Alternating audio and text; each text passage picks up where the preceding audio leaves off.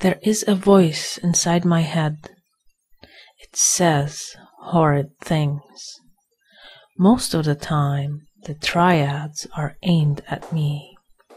I call her my inner critic.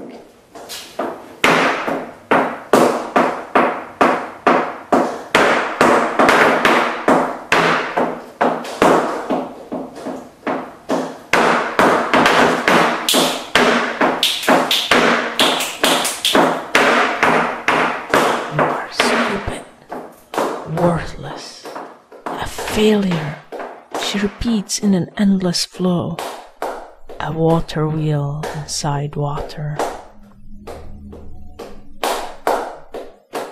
Whenever I sit down to write, she pops up out of nowhere and forces her perspective. What makes you think that you can write? You have nothing new to say. Everybody who reads this will laugh at you. You have no talent.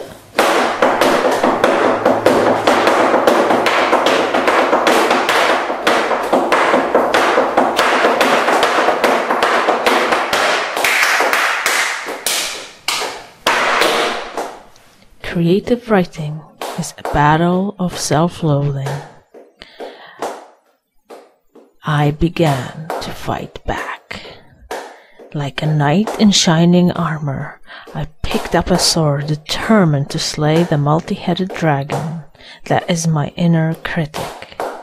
I do have something to say. I have a unique voice. I have a perspective that is a blend of many cultures. So take that.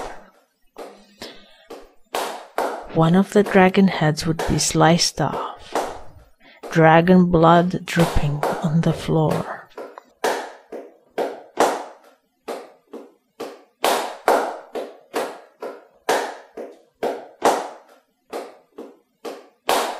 The other heads would get irritated and begin spitting fire in my direction.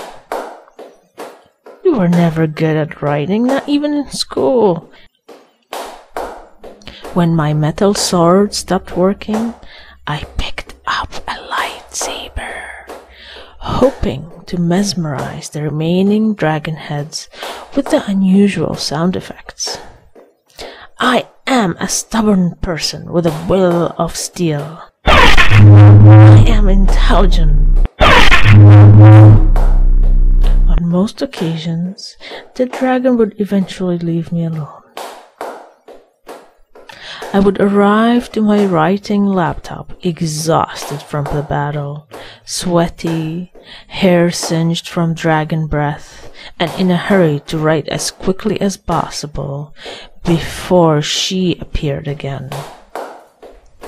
And then I began to paint.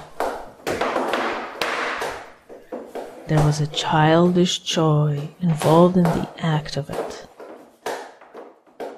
One day while painting, I suddenly stopped, and I realized that there was no voice in my head. Only silence, sheer joy. I wasn't taking what I was doing seriously. I felt completely free to paint anything.